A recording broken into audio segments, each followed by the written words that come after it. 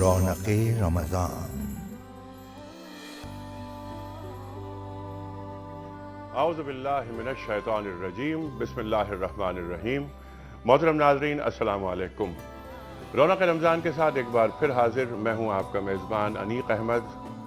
خواتین و حضرات، یہ 29واں روزہ ہے پاکستان میں، جس کی افطار ٹرانسمیشن ہم پیش کر رہے ہیں دنیا ٹی وی کے کراچی اسٹوڈیو سے آپ کی خدمت میں. مجھے یاد آ رہا ہے وہ دن، یکم رمضان کی جو سحر کی نشریات ہم نے پیش کی، اور الحمدللہ ثم الحمدللہ یہ صرف اس کا کرم ہے، اس کا فضل ہے کہ ہم اس لائق ہوئے کہ ہم مسلسل اور تسلسل کے ساتھ ہم پورے مہینے افطار اور سحر میں آپ کے سامنے قرآن کریم، سرکار دو عالم صلی اللہ علیہ وآلہ وسلم کا اسوہ، اور جو موجودہ حالات و واقعات کے تناظر میں ہمارے بڑے مسائل ہیں ان پر گفتگو کسی حد تک کر سکے. خواتین و حضرات، یہ مہینہ قرآن کریم کے نزول کا مہینہ ہے. یہ مہینہ اللہ تعالیٰ سے قربت کا، دین سے قربت کا، قرآن کریم کے معنی اور مفاہیم کے سمجھنے کا مہینہ ہے. شہر رمضان الذی انزل فیہ القرآن، قرآن کریم فرماتا ہے ھدی للناس، جو یہ نزول قرآن کا مہینہ اور قرآن ھدی للناس، پوری دنیا کے لیے ہدایت. بینات کی بات ہوئی، کھلی ہوئی نشانیاں ہیں اس میں. خواہش ہماری یہ تھی اور ہے اور انشاءاللہ رہے گی کہ قرآن کریم کا تمسک ہو، قرآن کریم سے قربت ہو. پہلے پروگرام سے آج تک ہم اسی بات کو اور اسی فکر کو پیش نظر رکھ کر چلتے رہے، اور آج بھی ہم یہ پروگرام پیش کر رہے ہیں. امکان غالب یہ ہے کہ کل بھی ٹرانسمیشن ہوں گی ہماری، اور آج چاند نظر نہیں آئے گا. اگر آج چاند نظر آ گیا تو پھر یہ آج ہم آخری پروگرام پیش کر رہے ہیں آپ کی خدمت میں. پھر ہم حاضر ہوں گے آپ کے ساتھ، آپ کے سامنے انشاءاللہ پیام صبح میں، جو کہ پیام صبح ہم روزانہ صبح 7 سے 8 کرتے ہیں کراچی اسٹوڈیوز سے، اور ہم اس میں بھی قرآن کریم کے موضوع پہ بات کرتے ہیں. لیکن وہ پروگرام ہم شروع کریں گے 1 سپٹمبر سے، اور صبح 7 سے 8 ڈیلی. خواتین و حضرات، آج کا موضوع ہمارا ہے مسلمانوں کی نشت ثانیہ، کیونکہ شاید یہ آخری پروگرام ہو ہمارا، اور اگر کل بھی ٹرانسمیشن ہوئی تو یہ موضوع ہمارا اب صبح میں بھی، کل سحر میں بھی، اور کل افطار میں بھی ہوگا. نشت ثانیہ ہے کیا؟ اس کا کانسیپٹ کیا ہے؟ اس کے معنی کیا ہیں؟ مجھے حال ہی کا شعر یاد آتا ہے کہ اے خاصہ خاصان رسل، وقت دعا ہے، امت پہ تیری آ کے عجب وقت پڑا ہے. یہ شعر بالکل تازہ معلوم ہوتا ہے، بلکہ شاید حالات مزید ابتر ہو گئے، حالات حاضرہ کو کئی سال ہو گئے. کیا امت مسلمہ سے کچھ غلطیاں ہو رہی ہیں؟ کیا ہمیں اپنی فکر کی تشکیل نو کرنی ہوگی؟ جس طرح اقبال نے فرمایا تھا نا کہ reconstruction of religious thoughts in Islam, آپ کے خطبات بھی ہیں. فکر جدید یعنی کیسے آئے گی؟ اور اس میں جو بنیاد ہے، ہماری بنیاد کیا ہے؟ قرآن کریم اور سرکار دو عالم صلی اللہ علیہ وآلہ وسلم کا اسوہ. اس سے بھی نہیں ہٹا جائے گا. قرن اولیٰ سے اصول تو لے لیے جائیں گے، لیکن آج کا جو عہد ہے، آج کا جو زمانہ ہے، اس سے کس طرح انہیں مربوط کیا جائے گا؟ کیونکہ دین کبھی پرانا نہیں ہوتا، شریعت کبھی پرانی نہیں ہوتی. قرآن کریم کبھی آؤٹ ڈیٹڈ کتاب نعوذ باللہ نہیں ہو سکتی. تا قیام قیامت قرآن کریم پورے عالم اسلام کی نہیں، پورے عالم انسانیت کی امامت کرتا رہے گا. بات کریں گے بہت سارے موضوعات پر، ہم سے من حیث الامہ کہاں کہاں غلطیاں ہو رہی ہیں، اور ان کو کس طرح اس کا سد باب ہو سکتا ہے، کس طرح انہیں اوورکم کیا جا سکتا ہے. اور اس وقت ہمیں امہ کی سطح پر بالعموم اور پاکستان کی سطح پر بالخصوص، کیونکہ پاکستان ہمارا وطن، ہماری جان اس مملکت پہ قربان. پاکستان عالم اسلام کا قلعہ ہے، یہ شاہ فیصل مرحوم کہتے تھے، اور بہت صحیح کہتے تھے. اور کیا پاکستان عالم اسلام کی قیادت کر سکتا ہے؟ یہ بھی رکھیں گے ہم سب اپنے عہد کے ممتاز علماء کے سامنے کچھ سوالات، اور ہم بات کریں گے کہ ان مسائل کا حل ہمیں بتائیے، ہمیں گائیڈ کیجئے. ہم نے 2 بہت اہم افراد کو یہاں مدعو کیا ہے، جو صاحب نگاہ ہیں، ایک ویژن ہے، دنیا کو دیکھا ہے، ٹریولنگ کی ہے، ایسٹ اور ویسٹ دونوں کو جانتے ہیں، انٹرنیشنل پالیٹکس پہ بھی نظر ہے، انٹرنیشنل اکنامکس پہ بھی نظر ہے. خواتین و حضرات، تشریف فرما ہے محترم ڈاکٹر محسن نقوی صاحب. ممتاز عالم دین ہیں، پاکستان میں پڑھا، پاکستان کے باہر پڑھا، پاکستان میں پڑھایا، پاکستان کے باہر پڑھایا، ڈاکٹریٹ آپ کا امریکہ سے ہے، سابق ممبر اسلامی نظریاتی کونسل، نیشنل کریکلم بورڈ کے بھی آپ 6 سال رکن رہے، جو نصاب تعلیم ہمارے مملکت میں تیار ہوتا رہا، اس کمیٹی میں آپ 6 سال رہے۔ آپ کے ساتھ تشریف فرما ہے۔ عالمی سطح پر مانے اور جانے والی وہ شخصیت جو انٹرنیشنل جرنلز میں آپ کے مضامین چھپتے ہیں، ممتاز ماہر معاشیات، ہمیں فخر ہے کہ آج ڈاکٹر شاہد حسن صدیقی صاحب رونق رمضان کے اس پروگرام میں ہمارے ساتھ ہیں۔ ڈاکٹر صاحب، میں آپ دونوں کو خوش آمدید کہتا ہوں۔ پروگرام کا آغاز کرتے ہیں ہم اللہ تعالیٰ کے بابرکت نام سے، اور آج ہم نے سورہ حشر کی وہ آیات منتخب کی ہیں جس میں پورے قرآن کریم میں سب سے زیادہ صفات اللہ تعالیٰ کی بیان ہوئی ہیں۔ آئیے لاہور چلتے ہیں، قاری نجم مصطفیٰ آیات ربانی کی تلاوت سے رونق رمضان کا آغاز کریں گے۔ اعوذ باللہ من الشیطان الرجیم، بسم اللہ الرحمن الرحیم، هو اللہ الذی لا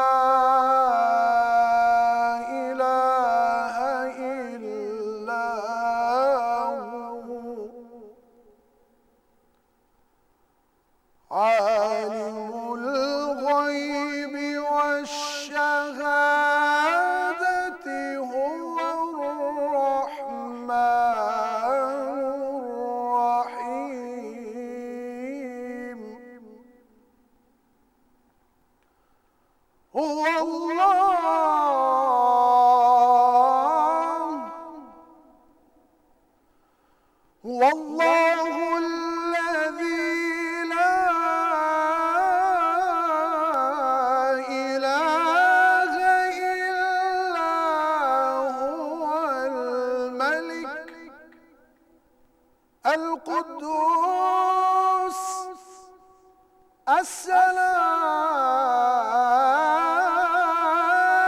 السلام المؤمن المهيمن العزيز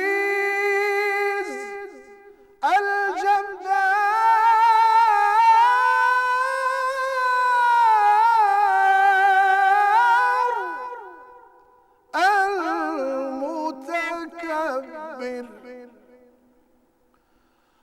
الملك القدوس السلام المؤمن المهيمن العزيز الجبار المتكبر سبحان الله عما يشركون هو الله هو الله هو الله الخالق البارئ المصور له الأسماء الحسنى يسبح له ما في السماوات والأرض وهو العزيز الحكيم صدق الله العظيم۔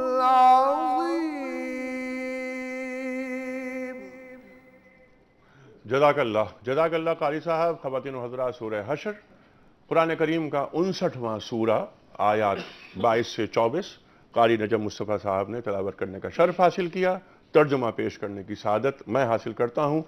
وہی اللہ ہے جس کے سوا کوئی معبود نہیں، پوشیدہ اور ظاہر کا جاننے والا، وہ بڑا مہربان نہایت رحم والا ہے۔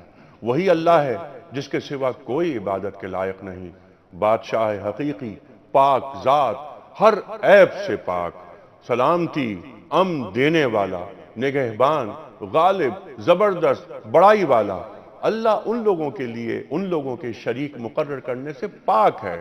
وہی اللہ تمام مخلوقات کا خالق، ایجاد و اختراع کرنے والا، صورتیں بنانے والا، اس کے سب اچھے اچھے نام ہیں۔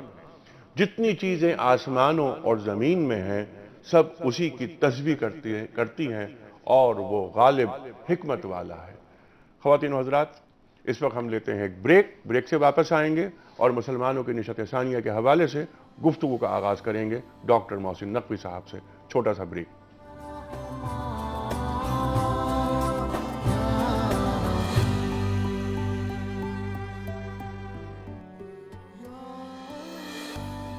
ویلکم بیک خواتین و حضرات، رونق رمضان میں ایک بار پھر خوش آمدید۔ تشریف فرما ہے محترم ڈاکٹر محسن نقوی صاحب اور محترم ڈاکٹر شاہد حسن صدیقی صاحب، ہمارے ملک کے ممتاز ماہر معاشیات۔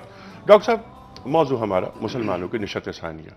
آپ ہم سے بہتر جانتے ہیں جس طرح عالم اسلام میں ہمارا حال ہے، ہم کہاں کھڑے ہیں، ہم سیاسی، سماجی، معاشرتی، حد تو یہ کہ اخلاقی طور پر بھی زوال، اور زوال پذیر نہیں، زوال یافتہ نہیں، زوال آمادہ اور زوال پرستک نظر آتے ہیں کبھی کبھار تو ہم یہ پھر علمی سطح، وہ تو ہم سب جانتے ہیں کہ ہماری علمی سطح کیا ہے۔ من حیث الامہ غربت 30% سے زیادہ مسلم امہ میں ہے۔ نشت ثانیہ، رینیسانس جس کے تعلق سے بات ہوتی ہے، پہلے یہ سمجھا دیجئے ہمیں کہ یہ نشت ثانیہ کے معنی کیا ہیں؟ بسم اللہ الرحمن الرحیم۔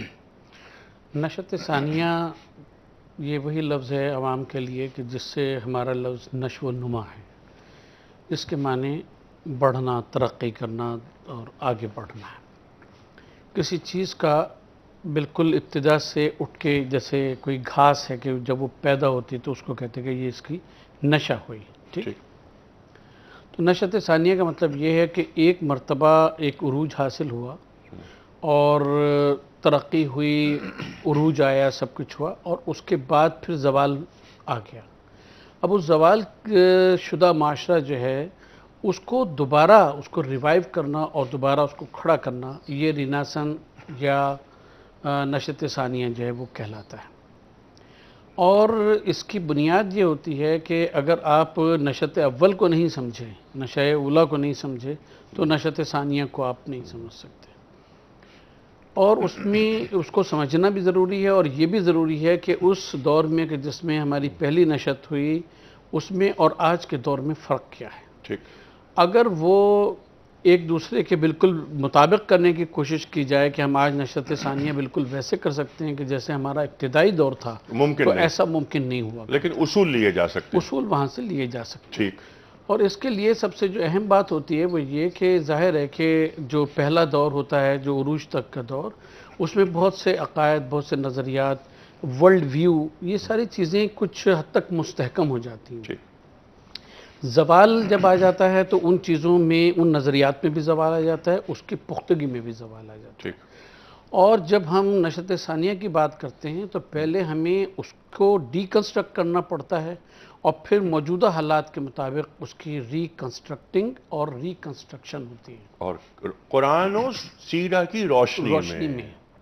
ٹھیک، اب یہ تو ہم اگر اسلام کے حوالے سے بات کریں تب ہم قرآن و سنت کی روشنی میں کہیں گے، ٹھیک ہے، ابھی تو صرف ہم لفظ پہ بات کر رہے ہیں۔ ٹھیک، نشت، لیکن کیونکہ ثانیہ کا بھی آپ نے لفظ اعلان کر دیا اس لفظ کا کہ جس طرح قرن اولیٰ میں، صدر اول میں جس طرح ہم اسلام آیا اور چھایا، اور قرآن کریم کا جو یہ وعدہ تھا اور پیش گوئی تھی وہ ثابت ہوئی کہ هو الذی ارسل رسولہ بالہدی ودین الحق لیظہرہ علی الدین کلہ وکفی باللہ شہیدا۔ اب ہم نشت ثانیہ، یعنی اب دوبارہ ہماری نشو نما کیسے ہوگی، اور ہم اس عظمت رفتہ کو، حالانکہ یہ لفظ بڑا ایک دقیانوسی لفظ ہو گیا، عظمت رفتہ، عظمت رفتہ کی بحالی کوئی مشکل بات نہیں ہے۔ بالکل، بعض اوقات انسان کی نفسیات میں اتنی غلامی آ جاتی ہے کہ وہ ان الفاظ سے خود کو اپنی جان چھڑانے کے لیے بیان نہیں کر رہا. دیکھیے ہم عرض کریں کہ جو رولنگ قوم ہوا کرتی ہے، نیشن ہوا کرتی ہے، اس کے وہاں الفاظ کے معنی دوسرے ہوا کرتے ہیں، اور جو سبجیکٹ کلاس ہوا کرتی ہے اس کے وہاں اس کے معنی بالکل دوسرے ہوا کرتے ہیں. ٹھیک جب مسلمان رولنگ کلاس تھے ٹھیک تو ان چیزوں کے معنی مختلف تھے ان اصطلاحات کے، اور جب وہ زوال پذیر اور زوال کے اس میں آ گئے ٹھیک ہے. تو اب ان کے نزدیک اس کے معنی بدل گئے. ٹھیک ہے. یہ اس بہت ان اہم بات معنی کو حاصل کرنا جو ہے وہ نشت ٹھیک ہے. ثانیہ کی یعنی جب قومیں غالب ہوتی ہیں تو کوئی اور نفسیات ہوتی ہے ڈاکٹر صاحب، اور جب قومیں مغلوب ہو جاتی ہیں تو نفسیات کچھ اور بدل جاتی ہے. کہ اقبال کا مجھے ایک شعر وہ یاد آ رہا ہے نا، کیا گیا ہے غلامی میں مبتلا تجھ کو کہ تجھ سے ہو نہ سکی فقر کی نگہبانی. اس پر بھی ہم بات کریں گے، لیکن جیسا آپ نے کہا غالب اور مغلوب، اس وقت ہم مغلوب، اور جیسے میں نے عرض کرنے کی کوشش کی کہ ہم زوال پذیر نہیں، ہم زوال یافتہ نہیں، کبھی کبھی ہم زوال آمادہ نظر آتے ہیں، کیونکہ ذہن ہمارا غلام بنایا جا رہا ہے ہمارے بڑوں کے ذریعے، کیونکہ ہمارے بڑے ہماری غلامی کو پکا کر رہے ہیں تاکہ ان کی حکمرانی کو، ان کے اقتدار کو دوام حاصل ہو. ڈاکٹر صاحب سمپل سوال پہلا آپ کی خدمت میں، اس وقت عالم اسلام کہاں کھڑا ہے، ایکچول پوزیشن کیا ہے اکنامکس کے حوالے سے؟ بسم اللہ الرحمن الرحیم. شکریہ انیق صاحب. دیکھیے بات یہ ہے کہ اللہ تعالیٰ نے تو ہمیں، خالق کائنات نے انتہائی فیاضی سے پورے عالم اسلام کو جو ہے وسائل دیے، مادی اور انسانی وسائل بھی دیے، اور اس میں کسی کو کوئی شبہ نہیں، اگر ہم خالص پروفیشنلی دیکھیں کہ اگر صرف ہم ان وسائل کو جو اللہ تعالیٰ نے اپنے فضل و کرم سے دیے ہیں دیانت دارانہ طریقے سے، بصیرت سے استعمال کرتے تو آج ہم ایک معاشی قوت ہوتے، آج ہم ایک سیاسی قوت ہوتے، اور یہ نہیں تذکرہ کر رہے تھے جو ابھی آپ نے فرمایا حقیقت پسندانہ طریقے سے. تو یہ کیوں ہوا، کیوں کھڑے ہیں، اس کی کیا وجہ ہے، تو اس پر ایک ہمیں نیک نیتی سے، سنجیدگی سے غور کرنا ہوگا. اس پر بات یہ تھی کہ اس کے ساتھ ہمیں یہ بھی پتہ ہے کہ اللہ تعالیٰ نے جو ہمیں قدرتی وسائل دیے ہیں، انرجی کے جو مسائل دیے ہیں، یہ اور جو نیشنل ریسورسز دیے ہیں، 50% سے زیادہ دنیا ہمارے پاس، محل وقوع ہمارا اسٹریٹجک لوکیشن کچھ ملکوں کا، دفاع کے لحاظ سے، تجارت کے لحاظ سے انتہائی شاندار. لیکن اگر ہم معیشت کو دیکھیں تو ہمارا حصہ 8%، حالانکہ آبادی میں حصہ ہمارا صرف جو اسلامی ملکوں میں مسلمان ہیں 23%، جو رقبہ اسلامی ملکوں کا ہے وہ 24%، اور ہم مقروض ہیں بیرونی دنیا کے 2011 میں 1683 ارب ڈالر. لیکن اس سے کئی گنا زیادہ مسلمانوں نے اپنی دولت مغرب میں رکھ دی، یعنی مغرب نے ہماری دولت جو ہم نے ان کے پاس رکھائی تھی اس کا ایک حصہ خود یا عالمی مالیاتی اداروں سے دے کے ہماری معیشت کو اپنے دست نگر بنا لیا، ہماری پالیسیوں پر اثر انداز ہوئے، ہماری خود مختاری مارٹگیج ہو گئی. تو یہ ہم نے کیوں کیا؟ ہمارے پاس تو وسائل تھے. ایک رپورٹ آئی ہے کہ جو گلف کے ممالک ہیں ان کے مالدار شہریوں کے، صرف ان کے 3500 ارب ڈالر کے ایسٹس ہیں، صرف گلف کے، اور ہمارا ٹوٹل قرضہ ہی 1683 ہے. پاکستانیوں کے 400 ارب ڈالر کے ڈپازٹس ہیں صرف پاکستانیوں باہر، جی ہاں پاکستانیوں کے باہر، ہمارا 60 ارب ڈالر کا. تو آج جو ہم مقروض ہیں تو یہ فگرز بتا رہی ہیں کہ ہم کیا ہیں. اب کیا ہوا کہ مسلمان ٹکڑوں میں بٹے ہوئے ہیں، آپس میں اختلافات ہیں، بہت سے ملکوں میں جمہوریت نہیں ہے، کچھ دوسرے ملکوں میں جمہوریت ہے مگر حقیقی جمہوریت نہیں ہے. ٹھیک ہے. اور ہمارے حکمران معیشت کو چلانے کے لیے قرضوں پہ بھروسہ کرتے ہیں، اقتدار میں آنے کے لیے، اقتدار کو برقرار رکھنے کے لیے امریکی آشیرواد پر بھروسہ کرتے ہیں، اور ان کی آشیرواد کے لیے ملکی مفادات کو نظر انداز کر کے معاشی پالیسیاں بناتے ہیں، خارجی پالیسیاں بناتے ہیں، سیاسی پالیسیاں بناتے ہیں. تو یہ جو پالیسیاں ہم نظر انداز کر کے اپنے اقتدار کے لیے بنا رہے ہیں، اس نے امت مسلمہ کو کہاں کھڑا کر دیا. اب ایک بڑا اہم نقطہ بتاؤں میں آپ کو.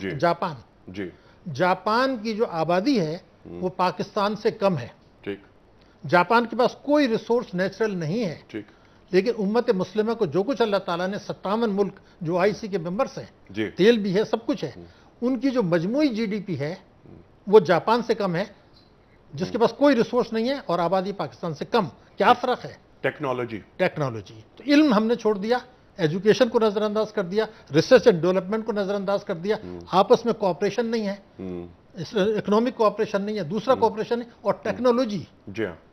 تو وہ ٹیکنالوجی آپ نہیں کریں گے تو یہ تو پھر آپ 8% پر ہی اٹکے رہیں گے. وہ ٹیکنالوجی کیوں نہیں حاصل کرنا چاہتے, کیوں ریسرچ اینڈ ڈیولپمنٹ نہیں کر رہے؟ یہ اس کا مطلب کیا ہے؟ پھر ایک اور بات کہ ہم امت مسلمہ کو جو دشمن ہے, اسلام دشمن, وہ اپنا سب سے بڑا یہ سمجھتے ہیں کہ یہ ہمارا مخالف ہے, کمیونزم کے بعد خاص طور سے. تو اب میں یہ سمجھتا ہوں, میری رائے ہے کہ یہ جو استعماری طاقتیں ہیں یہ اس پر مطمئن نہیں ہیں کہ کچھ اسلامی ملکوں میں پٹھو حکمران لا دیں, نہیں ہے. وہ اس پہ بھی وہ نہیں ہے قناعت کر رہے کہ ان ملکوں کی معیشت کو اپنا دستہ نگر بنا لیں, بلکہ اب وہ یہ کوشش کر رہے ہیں اور وہ کر چکے ہیں کہ امت مسلمہ پر سیاسی, سماجی, ثقافتی, عسکری جو ہے وہ میڈیا وار مسلط کر دیں اور اسلام کو دہشت گرد ملک اور مسلمانوں کو جو ہے دہشت گرد مذہب اور اسلام کو دہشت گرد ممالک کر کے ہماری ساکھ کو خراب کر دیں. تو یہ جو چیز ہم نے, اور ایک جملہ اگر آپ اجازت دیں تو اس میں مجھے بریک کی طرف جانا ہے, لیکن میں یہ جملہ, ایک جملہ نہیں, میں کئی جملے سنوں گا آپ سے, لیکن میں آپ گفتگو فرما رہے تھے, میں آپ کی گفتگو سے پوائنٹس نکال رہا تھا, میں یہاں سمرائز کر لیتا ہوں اور پھر بریک کے بعد واپس آؤں گا. آپ نے فرمایا جو چند پوائنٹس, ہمارا پیسہ ملک سے باہر. اب پاکستان کی بات اگر ہم کر لیں تو پاکستان کے $400 ارب باہر ہیں, پاکستان پر قرضہ ہی کل $60 بلین کا ہے. جی بالکل بالکل. اچھا, جمہوریت نہیں, امریکہ کی غلامی, پالیسیز باہر سے بن رہی ہیں. جاپان کی آپ نے مثال دی کہ وہاں پر نیچرل ریسورسز نہیں ہیں, لیکن ٹیکنالوجی, ریسرچ اینڈ ڈیولپمنٹ ہمارے پاس نہیں ہے, جو کہ جاپان میں ہے, وہ ہونا چاہیے. اچھا, امت مسلمہ میں سیاسی, ثقافتی یلغار تاکہ انہیں غلام بنا دیا جائے اور دہشت گردی میں ان کو انوالو کر کے انہیں اپنا مغلوب اور خود سے ان کو مرعوب بنا دیا جائے, ان کی فکر کو پہ ٹھپا لگا دیا جائے تاکہ یہ اچھی سوچ لا ہی نہیں سکتے. اقبال فرماتے ہیں کہ بھروسہ کر نہیں سکتے غلاموں کی بصیرت پر کہ دنیا میں فقط مردان حر کی آنکھ ہے بینا. تو یہ مرد حر کیا ہوتا ہے, یہ بھی ہم جاننا چاہیں گے ڈاکٹر محسن نقوی صاحب سے اور ڈاکٹر شاہد صاحب سے. خواتین و حضرات, ایک بریک, واپس آئیں گے, ٹیلی فون لائنز اوپن ہوں گی, آپ کے سوالات اور ہمارے ماہرین کے جوابات. چھوٹا سا بریک.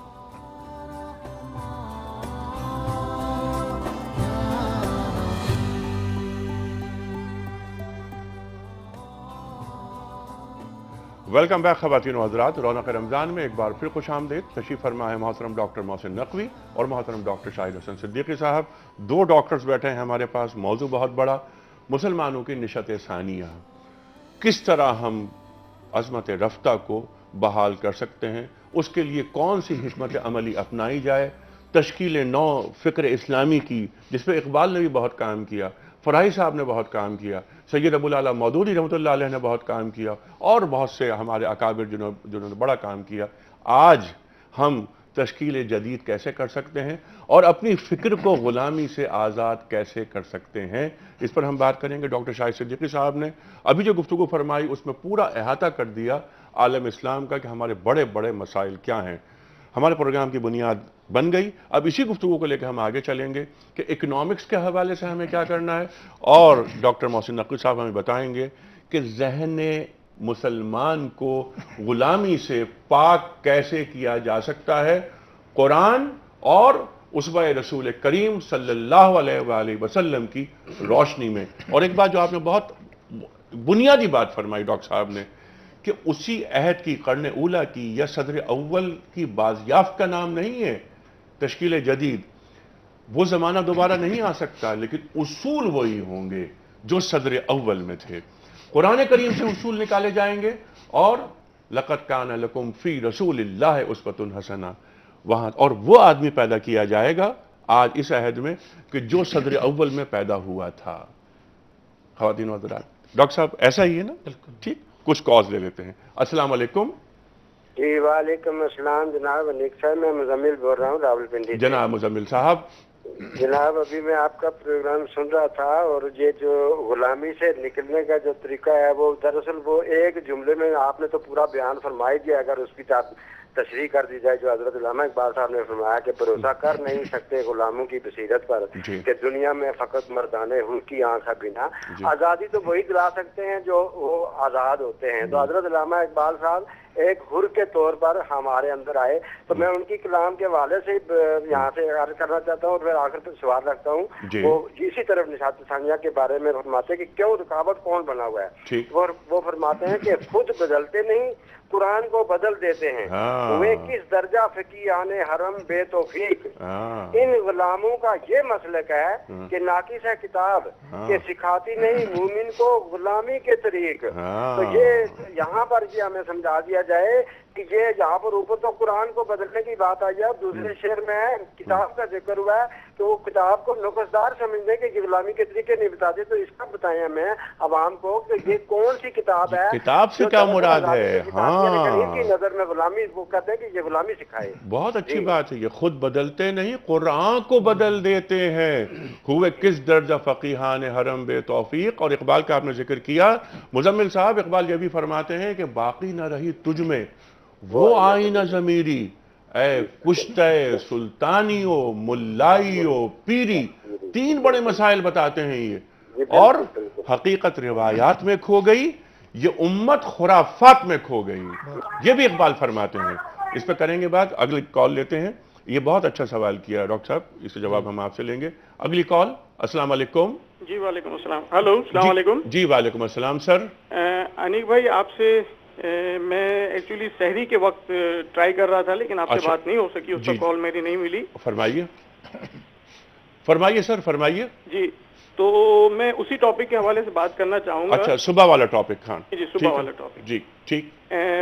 سب سے پہلے تو میں آپ کا شکریہ ادا کرنا چاہوں گا کہ آپ نے مسلمانوں کے مختلف مکاتب فکر کا جہاں ذکر کیا اس میں تحریک, اس میں فقہ جعفریہ کو بھی آپ نے جگہ دی. سب ہم ایک ہیں, سب ایک ہیں. ہاں سب ایک ہیں بالکل. ہم تو وحدت امت کی بات کرتے ہیں. اچھا آپ کی بات مکمل ہو گئی؟ نہیں جی ابھی میں بات کرنا چاہ رہا ہوں. جی فرمائیے کیا سوال ہے. آپ ماشاءاللہ آپ تو کافی پڑھے لکھے اور ماڈریٹ ٹائپ کے مسلمان ہیں. اچھا آپ نے جو ہے وہ آپ نے آپ سے میں ایک شکایت کر رہا ہوں. اچھا حکم.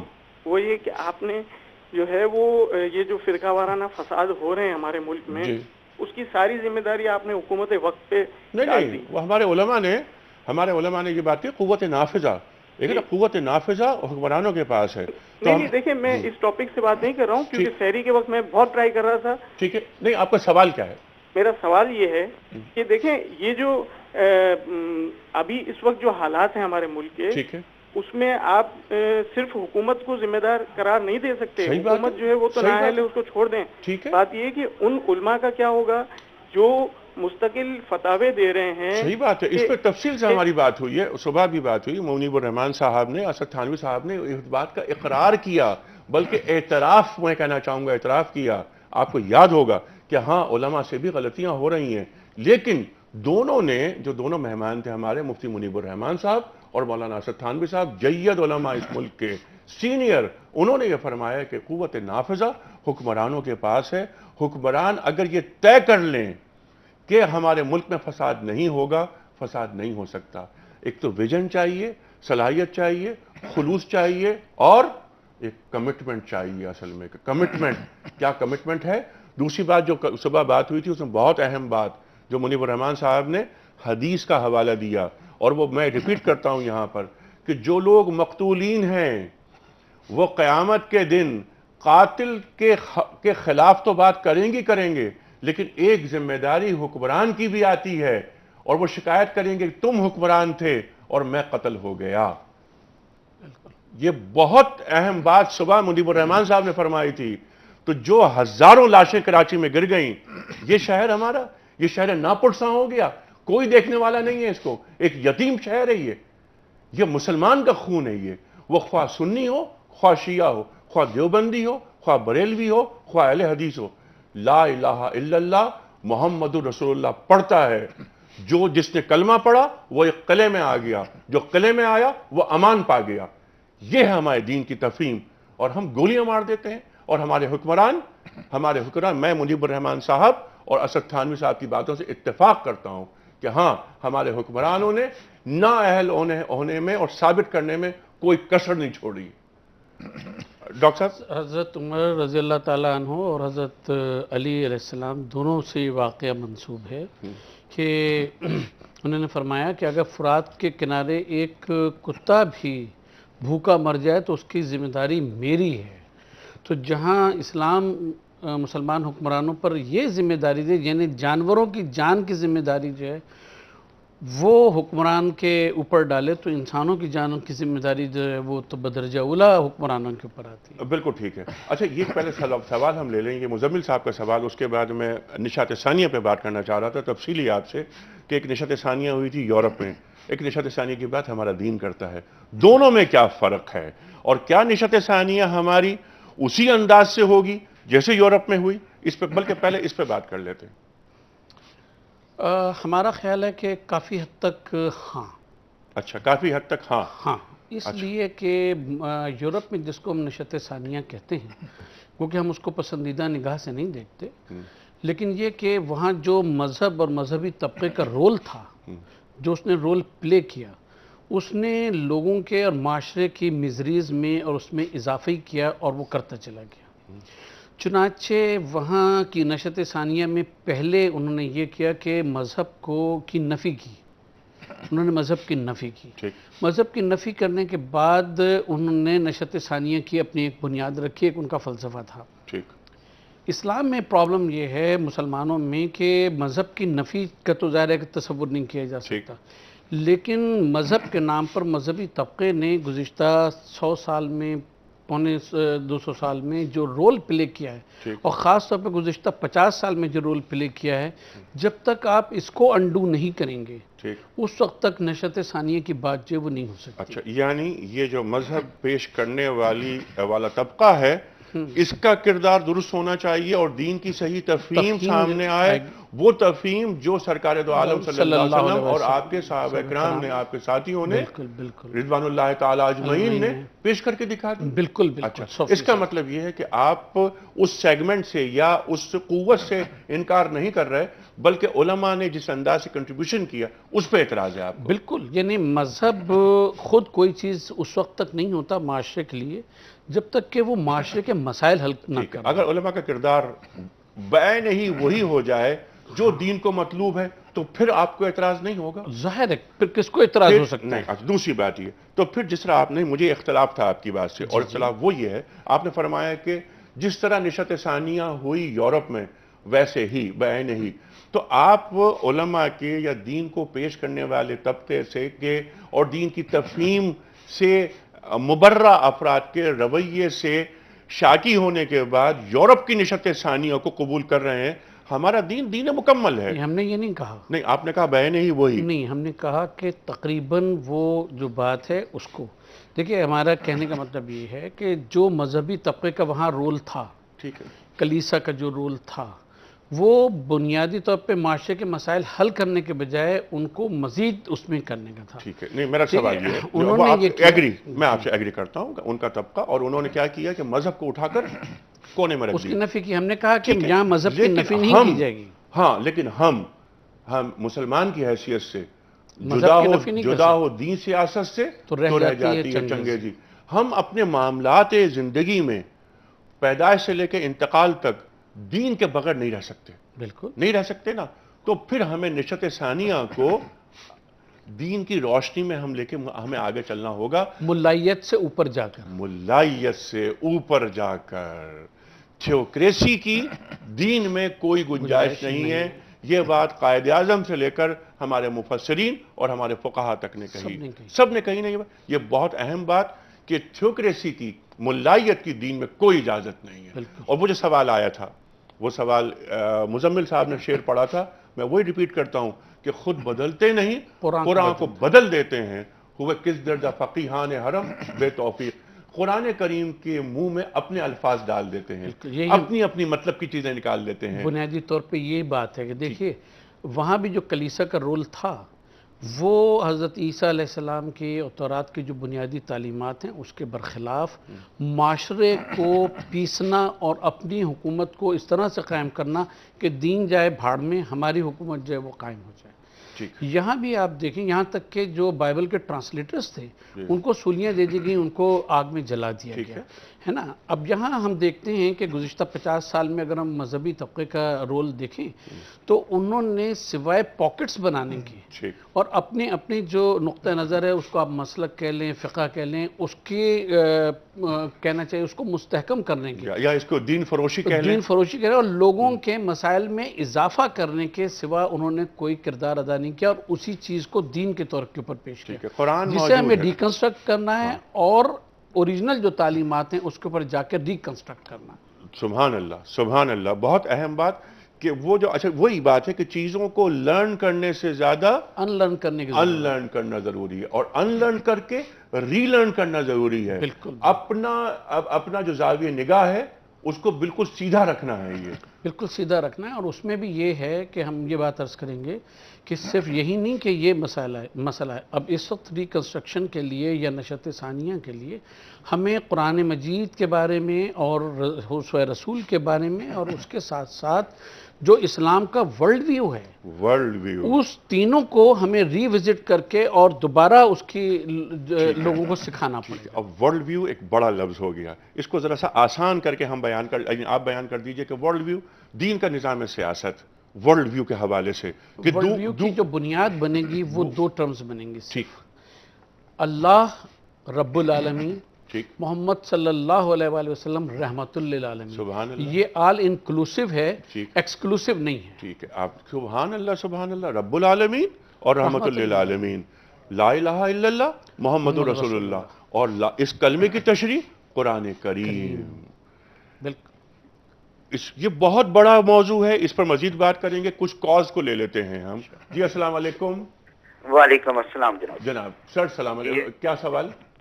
جناب میں چونکہ ڈاکٹر صاحب کی بات سے بڑا اچھے انفارمیشن بھی مل رہی ہے اور علم بھی حاصل کرنے کا موقع مل رہا ہے، وطن عزیز کا خاص طور، ویسے تو پوری امت مسلمہ ہی اس وقت تذبذب کا شکار ہے، لیکن وطن عزیز کی بات کروں گا اس کے حوالے سے کہ جو پاکستان قائد اعظم نے ہمیں دیا تھا، جس کا مطلب تھا لا الہ الا اللہ، ایک شریعت کا نظام، آپ کی رحلت کے فوراً بعد وہ نظام ہی غلط ہو گیا آج تک۔ پہلی بات جناب۔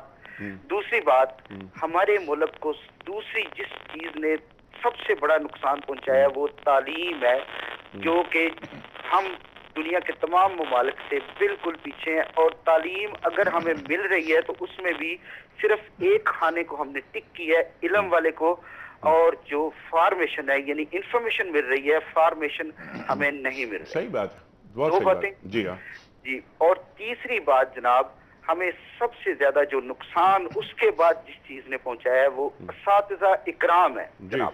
جی بہت صحیح بات ہے، بہت اچھی تینوں باتیں ہم یہ لیں گے، بہت اچھا پوائنٹس ہیں آپ کے۔ اگلی کال لے لیتے ہیں۔ السلام علیکم۔ السلام علیکم۔ السلام علیکم سر۔ جی سر ٹی وی کی آواز بند کر دیجیے پلیز۔ شکیل بات کر رہا ہوں جی، میرپور آزاد کشمیر سے۔ جی سر، شکیل صاحب۔ عرض یہ ہے کہ انیق صاحب آج تھوڑا سا افسوس ہوا ہے، میں آپ کا پورا پروگرام، پورا رمضان پروگرام میں دیکھ رہا ہوں، بہت اچھا پروگرام آپ کا چل رہا تھا الحمدللہ۔ آج آپ نے سارا نزلہ جو ہے نا وہ آپ نے ڈال دیا حکمرانوں پہ۔ نہیں، یہ بات نہیں ہے، ہم خدا کی قسم کھا کے میں کہتا ہوں کہ ہم آج سے 30 سال 35 سال پیچھے چلے گئے، ہماری قوم ایسی نہیں تھی، ہم ایسے نہیں تھے، ہم بھائی تھے ایک دوسرے کے، ہم وہ ہمارے عید میلاد پہ آتے تھے، ہم محرم پہ ان کے پاس جاتے تھے۔ صحیح بات ہے، بالکل صحیح، کوئی بات، کوئی ہمارے میں ڈفرنس نہیں تھا۔ بالکل صحیح۔ یہ 30-35 سال میں ہمیں کیا ہوا؟ ٹھیک ہے کہ جب زیادہ مدرسے یہاں پہ کھل گئے، قوم ہماری جاہل ہو گئی۔ جی یہی بات تو ڈاکٹر صاحب فرما رہے ہیں، اور ہم یہی بات، قوم بحیثیت قوم ہم جاہل ہو گئے۔ بالکل صحیح، بالکل صحیح ہے، یہی بات ڈاکٹر صاحب نے فرمائی ہے۔ اچھا، اور یہ کہ آپ ہی کی بات کو آگے بڑھاتے ہوئے کہ اعمالکم اموالکم، کیا مطلب ہوا ڈاکٹر صاحب اس کا؟ کہ تمہارے اعمال جو ہیں وہی تمہارے گویا کہ اصل پونجی جو ہے وہ وہی ہے، اور اموالکم، تمہارے حکمران تمہارے وہی ہوں گے، تمہارے امال اور تمہارے سربراہ کہ جیسے تمہارے اعمال ہوں گے۔ ہاں، پونجی تمہاری وہی ہے نا، تو جو پھر اس کا رکھوالا ہوگا وہ بھی ویسے ہی ہوگا، وہ رکھوالا بھی ویسے ہی اور ہوگا۔ یہاں پہلے ہم بگڑے۔ حضرت علی علیہ السلام کا ایک قول ہم اب کر دیں کہ الناس اعداء لما جہلوا، یہ جو کہنا ہے مدرسے کھل گئے جہالت بڑھ گئی، تو اس لیے کہ اپنی پاکٹس کو تو وہ کے بارے میں تو کچھ جانتے ہیں، جن چیزوں کے بارے میں جاہل ہوں گے اس کے وہ دشمن ہوں گے. ٹھیک ہے. اور الناس علی دین ملوکہم، یہ قرآن مجید کی آیت ہے کہ جیسے حکمران ہوں گے اور لوگ جو ہے وہ ان کی پیروی کرتے ہوئے ان کے دین پر اور ان کے راستے کے پر چلنا شروع حکمرانوں کر کے دیتے راستے پر چلنا شروع کر دیں گے.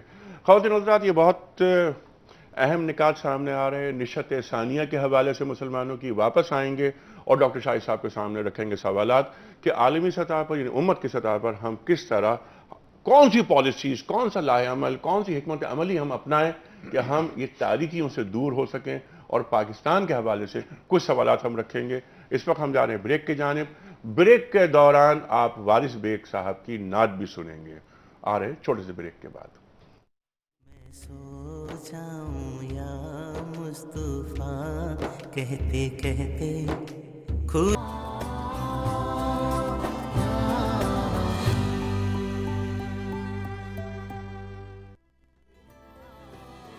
ویلکم بیک خواتین و حضرات. رونق رمضان میں ایک بار پھر خوش آمدید. تشریف فرما ہے محترم ڈاکٹر محسن نقوی صاحب اور محترم ڈاکٹر شاہد حسن صدیقی صاحب، ہمارے ملک کے ممتاز ماہر معاشیات اور انٹرنیشنل لیول کے اکنامسٹ، وہ اکنامکس جن کے پیپرز اور جن کے آرٹیکلز انٹرنیشنل جرنلز میں چھپتے ہیں. ہم بات کر رہے ہیں امہ کے بھی حوالے سے اور پاکستان کے حوالے سے بھی، کس طرح ہم اس زوال سے باہر نکل سکتے ہیں قرآن کریم کی روشنی میں اور اسوہ رسول کریم صلی اللہ علیہ وآلہ وسلم کی روشنی میں. خواتین و حضرات، گفتگو ہوگی اور شاہد صاحب کی بات جہاں رکی تھی وہیں سے بات شروع کریں گے کہ بڑے مسائل کیا ہیں، اور پھر شاہد صاحب سے ہم یہ پوچھیں گے کہ جن مسائل کا آپ نے یہ اظہار کیا ہے اس کا حل بھی آپ ہمیں بتائیں. کوئز اس وقت قرآن اندازی ہم کرتے ہیں، آپ کو معلوم ہے، اور قرآن اندازی کے نتیجے میں ایک صاحب یا صاحبہ کا نام آتا ہے سامنے. ان کی خدمت میں ہم 3 تحفے پیش کرتے ہیں. ایک تحفہ ہوتا ہے کتابوں کا سیٹ، دوسرا تحفہ ہوتا ہے ڈیجیٹل قرآن کریم، اور تیسرا تحفہ ہوتا ہے عمرے کا ٹکٹ پیکج کے ساتھ انا حاجی اور دنیا ٹی وی کے اشتراک سے. تمام تفصیلات www.anahaji.com پر تشریف لے جائیے، وہاں آپ کو تمام تفصیلات مل جائیں گی.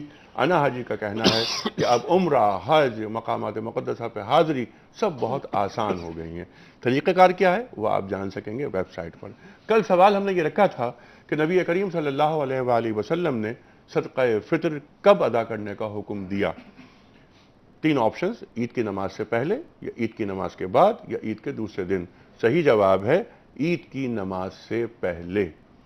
اسی سوال کا جو جوابات آئے قرآن اندازی کمپیوٹر کرے گا ہمارا چند سیکنڈ بعد. آج کا سوال نوٹ فرما لے، اور انشاءاللہ کل اگر عید نہیں ہوئی تو ہم قرآن اندازی کل کریں گے اس سوال کے جواب بھیجنے والوں کے مابین.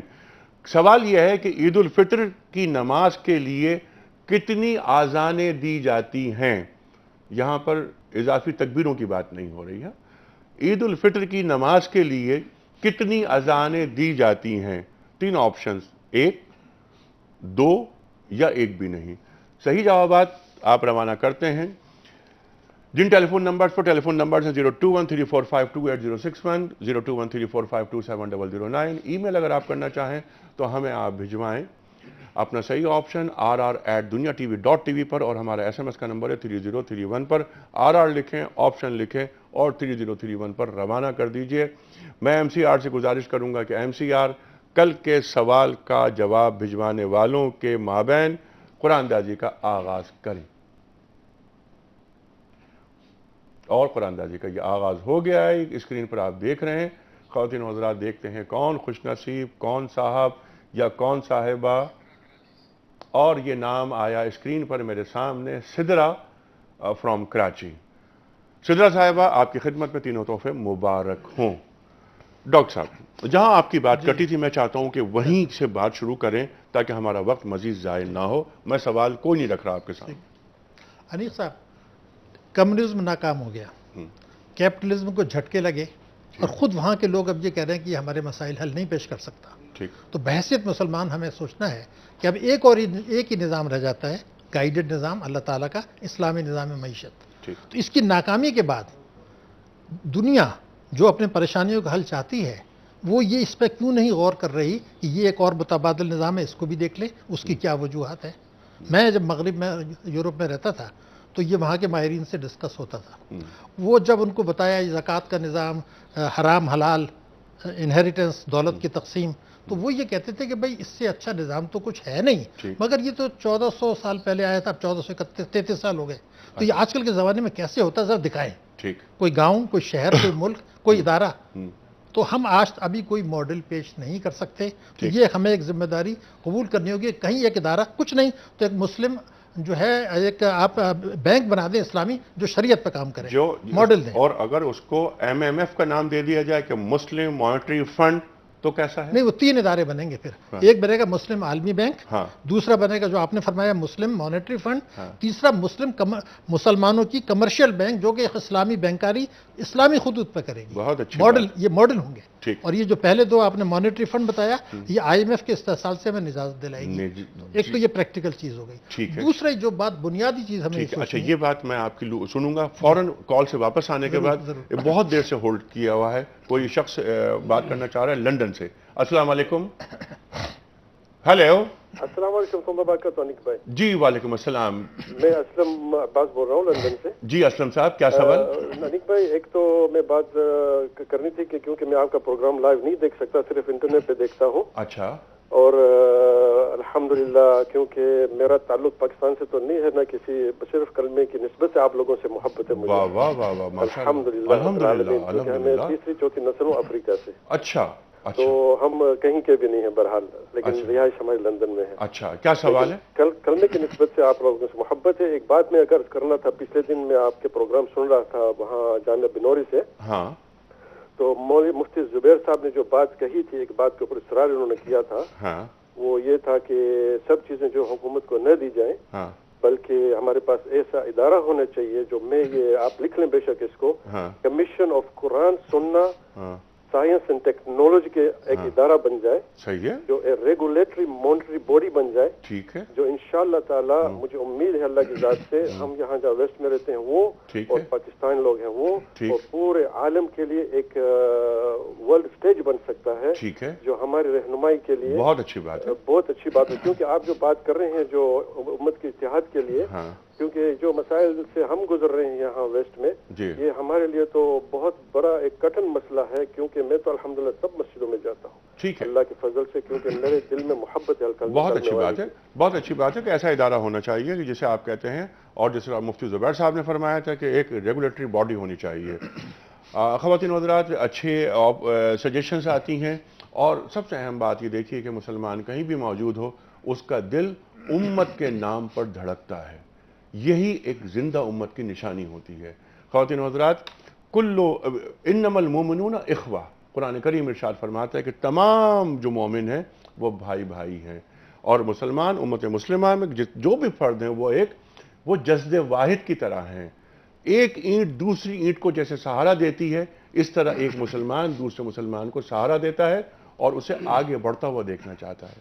خواتین و حضرات، امت کا تصور اور بڑے بڑے کام کون سے کرنے ہیں جو ڈاکٹر صاحب بتا رہے تھے، وہ ہم ڈاکٹر صاحب سے معلوم کریں گے. اس وقت ہم لے رہے ہیں ایک بریک.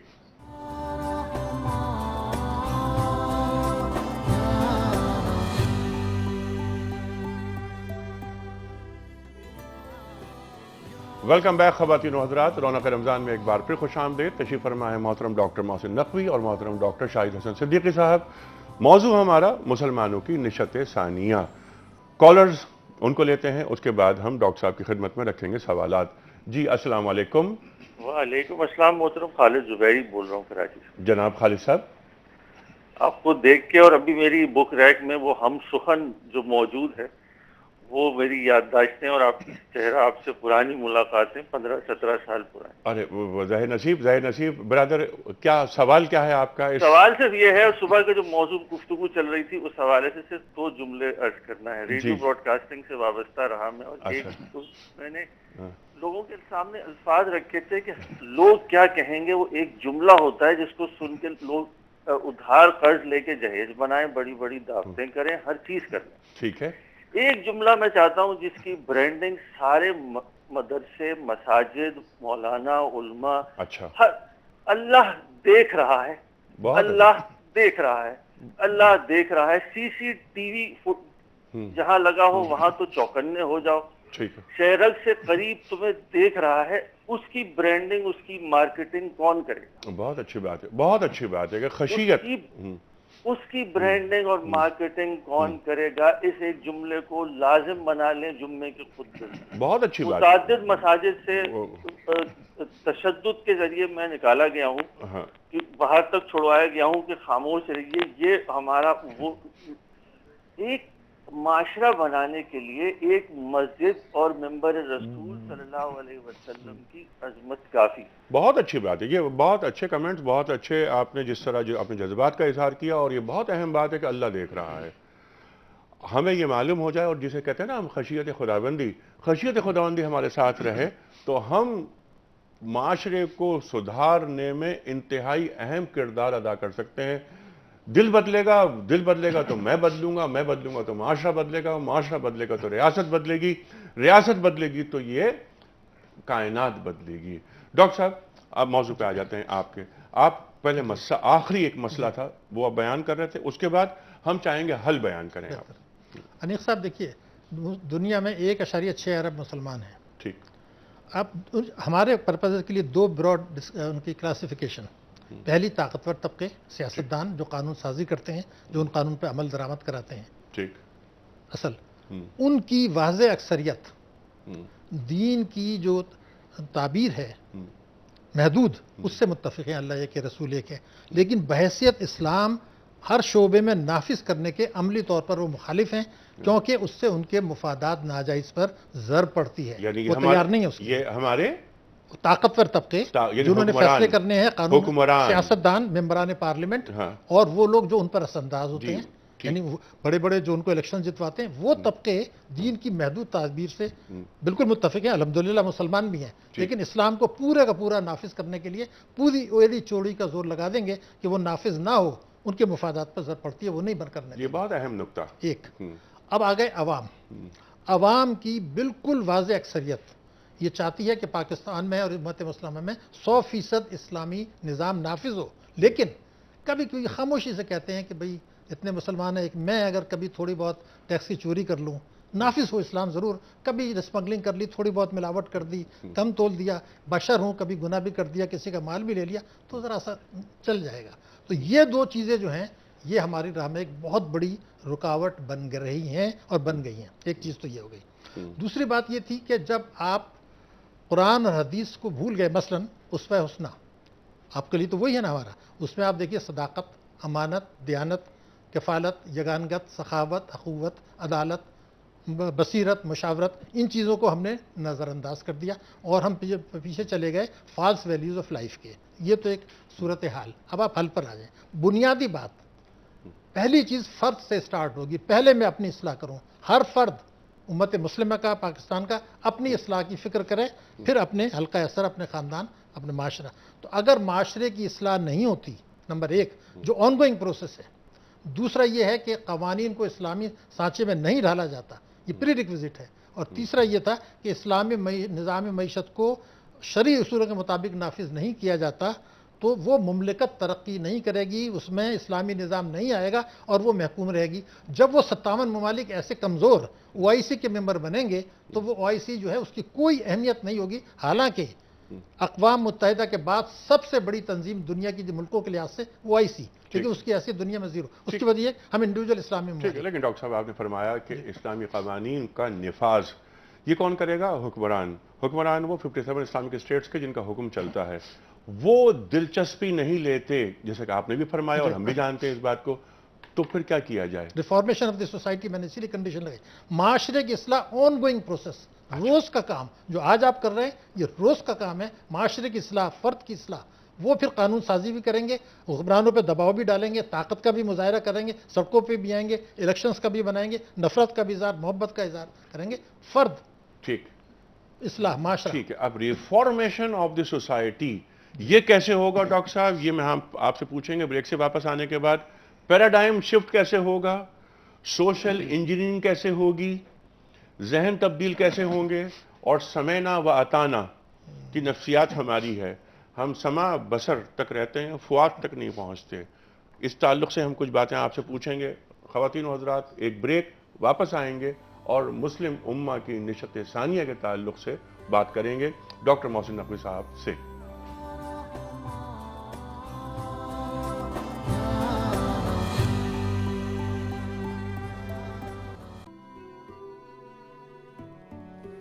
ویلکم بیک خواتین و حضرات، رونق رمضان میں ایک بار پھر خوش آمدید۔ تشریف فرمائے محترم ڈاکٹر محسن نقوی اور محترم ڈاکٹر شاہد حسن صدیقی اس پروگرام کا، یہ آج کی نشریات کا یہ آخری حصہ۔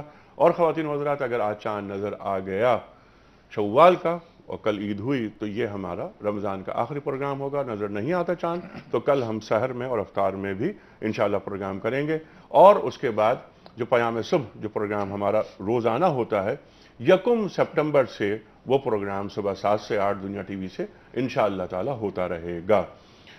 ڈاکٹر صاحب، ریفارمیشن آف سوسائٹیز، اب یہ جو مسلم معاشرے میں کے جو مسلم دنیا کے جو معاشرے ہیں ان کی ریفارمیشن کیسے ہوگی، اس کا طریقہ کار کیا ہوگا، لائے عمل کیسا ہوگا، پیراڈائم شفٹ کیسے ہوگا، سمینا و اطانا کا جو نفسیاتی نظام ہے ہمارا اس میں تبدیلی کیسے آئے گی، اس پر ذرا بات کی۔ دیکھیے، یہ تو ایک بہت بڑا موضوع ہے، لیکن ہم یہ کہیں گے کہ اس کے لیے سب سے پہلے ہمیں قرآن و سنت کو مسالک سے کی زنجیروں سے آزاد کرنا پڑے گا۔ ریفارمیشن آف سوسائٹی کی پہلی جو منزل ہے وہ یہ ہے کہ قرآن و سنت جو ہیں وہ آزاد کیے جائیں مسالک اور فقہوں کے اس سے۔ دوسری بات ہم یہ کہیں گے کہ اگر ہم اس کی بات کریں نشست ثانیہ کی، تو اس میں دوسری اہم بات یہ ہے کہ جو اکنامک امپاورمنٹ ہے لوگوں کی اور مسلم ممالک کی، جیسے ڈاکٹر صاحب بھی فرما رہے تھے، یعنی اس وقت جو کہنا چاہیے کہ کولونائزیشن ہے وہ پولیٹیکل کولونائزیشن سے زیادہ اکنامک کولونائزیشن ہے، اس کو مسلم امہ کو ختم کر کے اپنے جو وسائل ہیں ان کو ایکسپلائٹ کر کے، خود ہی ایکسپلائٹ کر کے اور اکنامک ڈیولپمنٹ کرنی پڑے گی۔ تیسری جو چیز ہے وہ یہ کہ عوام کی بہتری اور عوام کے اس کے لیے تعلیم کو، سائنس اور ٹیکنالوجی کو، یہ سب سے زیادہ پرائرٹی جو ہے وہ اس کو دینی پڑے گی۔ اور چوتھی جو بات ہم اس میں عرض کریں گے وہ یہ کہ OIC جس طرح کی بھی تنظیم ہے، ہم نے تو نہیں دیکھا کہ اپنی زندگی میں اس نے کوئی رول پلے کیا ہو، لیکن ایک یورپی یونین کی طرز کا ایک مسلم اتحاد جو ہے وہ بنا کے، اور انٹرنل ٹریڈنگ اور ایکسپورٹ امپورٹ یہ ساری چیزیں جو ہیں اس کو کرنا پڑے گا۔ مسلمانوں کی نشست ثانیہ جو ہے وہ انہی 3-4 آسپیکٹس میں مضمر ہے۔ اچھا، اس میں ایک بات یورپی یونین کی طرز کا، تو وہ تو ایک جغرافیائی طور پہ وہ ممالک ملے ہوئے ہیں آپس میں، مسلم امہ جغرافیائی طور پہ انٹیکٹ نہیں ہے۔ لیکن دیکھیں اس میں دو باتیں، ایک تو بہت بڑا بلاک ہے کہ جو بہرحال جغرافی طور پہ بھی ملا ہوا ہے، جس کو ہم مڈل ایسٹ کہتے ہیں سارا وہ، ٹھیک۔ دوسری جو چیز ہے وہ یہ کہ اسلام جو ہمیں قوم کے بجائے امت کا تصور دیتا ہے، تو امت میں کہیں اگر کسی جگہ ایک فرد بھی موجود ہے تو وہ مرکز کا حصہ ہے۔ تو اس طرح سے جو مسلم ممالک جو ہیں وہ باہم جغرافیائی طور پہ کنیکٹڈ نہیں ہیں، تو وہ کنیکٹڈ نہ ہونے کے باوجود ایک دوسرے سے اس معاملے میں کنیکٹڈ ہو سکتے۔ ٹھیک ہے، لیکن میں اب سوال کو میں یہاں پر پھر وہ دہرا دوں گا وہ سوال، یہ بہت اہم سوال اٹھایا ڈاکٹر صاحب نے، اپنے معاشروں کی اصلاح کی جائے، ریفارمیشن کی جائے، اس کے لیے مثلاً پاکستان کا معاشرہ، کیونکہ پہلی محبت تو پاکستان ہے نا، پاکستان میں معاشرتی طور پر تطہیر کیسے ہو، لوگوں کو کیسے ایجوکیٹ کیا جائے، انہیں باہر کیسے نکالا جائے، پریشر گروپ کیسے بنے، کیونکہ وہی بات پھر دوبارہ آ جاتی ہے بات کہ حکمرانوں کی ترجیحات میں، جسے ڈاکٹر صاحب نے یہ فرمایا، اسلام ہے ہی نہیں، اسلام نہیں ہے، عوام بھی نہیں ہے، اور عوام بھی نہیں ہے۔ آپ نے یہ بات یہ فرمایا، نہ یہ ترجیحات میں نہ دین ہے اور نہ عوام ہے، تو ایسے میں ہم کس طرح ریفارمیشن کی بات کریں؟ ہم نے اس کے لیے ایک بہت بنیادی بات کی کہ قرآن اور سنت کو آپ کو آزاد کرنا، یہ فلسفہ ہے۔ عملی طور پر طریقہ کار کیا ہوگا؟ قرآن اور سننا، اس پہ 1.5 ارب مسلمان متفق ہیں اس بات پر، لیکن یہ ہے ایک فلسفہ، عملی شکل کیسے اختیار کرے گا؟ عملی روڈ میپ اس کا یہ ہوگا کہ جب ہم قرآن اور سنت کو گویا کہ فرقہ واریت سے اور مسالک سے ہم آزاد کر دیں گے تو یہ پھر عوام کی اپروچ میں آئے گا، اور جب عوام براہ راست اس کو سمجھیں گے، بجائے اس کے کہ وہ کسی میڈیم کے تھرو سمجھیں. ہم نہیں کہنا چاہتے مولوی یا ملا کے تھرو سمجھیں. جب ان کے خود کے قلوب پر اور ان کی ذات کے اوپر نزول کتاب ہوگا اور سنت کو وہ خود براہ راست سمجھیں گے، وہ کریں گے، تو پھر اخلاقی اقدار، معاشرتی اقدار ساری کی ساری جو ہیں اچھی بات کہی وہ آپ نے. آگے بڑھتی چلی واہ واہ، وہ نزول کتاب کے تعلق سے پھر اقبال یاد آتے ہیں کہ تیرے ضمیر پہ جب تک نہ ہو نزول کتاب، گرہ کشا ہے ناراضی نہ صاحب کشاف. یہ نزول کتاب قلب پہ ہونا چاہیے. اور مخاطبت اللہ تعالیٰ کر رہا ہے مجھ سے قرآن کریم میں، میں مخاطب اللہ تعالیٰ عوام کا براہ راست رابطہ قرآن و سنت سے ہونا چاہیے، تب یہ ریفارمیشن جو ہے وہ. ٹھیک ہے ڈاکٹر صاحب، آخری منٹ یہ فرمائیے کہ امت کی سطح پر پہلا کام کیا ہونا چاہیے؟ پہلا کام، ایک کام. اور پاکستان کی سطح پر، مملکت کی سطح پر پہلا کام ہمیں کیا کرنا ہے؟ پہلے اگر یہ سمجھ جائیں کہ اسلام کا جو دولت کا نظام ہے وہ کیا ہے، اور یہ اختیارات اور یہ دولت جو ہے یہ امانت ہے، اس کو اسی کے کہنے کے مطابق خرچ کرنا ہے. تو اس میں فائنانس جب ان کے پاس ہے تو میرے پاس تو اجازت نہیں ہے کہ میں غیر مسلموں کے ساتھ اس کو دوں اور وہاں انویسٹ کروں. مجھے یہ بھی اجازت نہیں ہے کہ میں اپنے پیسے کو سودی بنیاد پر رکھوں. اسلام کے مسلمانوں کے مشترکہ بھلائی کے لیے یہ استعمال ہونا چاہیے، ریسرچ اینڈ ڈیولپمنٹ کے لیے استعمال ہونا چاہیے. تو اسلامک ڈیولپمنٹ جو اپنا کنسیپٹ آف ویلتھ، جو اختیارات بھی امانت ہیں، اس کو لے کے چلیں، عام آدمی تک اس کو پہنچائیں یہ چیز. اور میں سمجھتا ہوں کہ جب اس کے فوائد اس کو عملی زندگی میں نظر آئیں گے، یعنی اگر مثلا میں آپ کو بتاؤں اسلامک فائنانس جو ہے وہ 1% ہے دنیا کا، اور اسلامک بینکنگ پاکستان میں 4% ہے، اس لیے کہ ان کو فوائد نظر نہیں آ رہے. جب آپ دولت کا نظام لائیں گے، سزا اور جزا کا لائیں گے، ریوارڈ اینڈ پنشمنٹ کا لائیں گے، تو زندگی میں انقلاب آئے گا. زکوٰۃ کا نظام آپ جب نافذ کریں گے، اپنی ناک سے آگے دیکھنا شروع کریں، اپنے مفادات کو پیچھے رکھیں اور امت کے مفادات اور مملکت کے مفادات کو دینی پیراڈائم میں وہ سامنے لے کر آئیں. ایک جملہ یہ کہ اگر اس کے ثمرات لوگوں کو جب نظر آئیں گے تو وہ فورس خود بخود آئے گی. اسلامی اس کے ثمرات نظر آنے چاہیے. وہ کب آئیں گے؟ جب آپ شریعت کے حقیقی روح کے مطابق آپ نافذ کریں گے. وہ آپ کا بہت شکریہ، بہت اہم بات آپ نے فرمائی. ڈاکٹر محسن نقوی، بڑا ممنون آپ کا. خواتین و حضرات، وقت ختم ہو رہا ہے. ہم نے بات کی، کوشش کی ہم نے بات کرنے کی کہ ہم بات کریں، کسی حد تک احاطہ کر پائیں کہ مسلم امہ کی نشت ثانیہ کن خطوط پہ ہو سکتی ہے. ڈاکٹر شاہد صاحب نے ہمیں تعلیم کیا، ڈاکٹر محسن نقوی صاحب نے ہمیں بہت اہم نکات تعلیم کی ہے کہ کس طرح ہم کن خطوط پہ چل کر زوال سے باہر نکل سکتے ہیں. لیکن سب سے آخر میں جو بات فرمائی کہ اکنامکس، غربت کا خاتمہ دین چاہتا ہے، غریبی شدید ناپسند کرتا ہے دین. مسلم دنیا میں ایسی پالیسیز اپنائی جائیں جس میں ذاتی مفادات پیچھے، امت کے مفادات سامنے. پورے مسلم امہ سے غربت ختم ہو جائے گی اور دین کے ثمرات سامنے آنے لگیں گے. ہم فلاح دنیا کی بات کرتا ہے دین، اور فلاح آخرت کی بھی. ہماری دنیا بھی اچھی ہونی چاہیے اور ہماری آخرت بھی. یہ دین کا تقاضا ہے. اگر چاند ہو گیا تو ہمارا یہ پروگرام آخری ہے، ورنہ ہم کل پھر صبح نشریات میں آئیں گے، سحر میں اور افطار میں، اور موضوع یہی ہوگا مسلم امہ کی نشت ثانیہ. انیق احمد کو اجازت. خدا حافظ.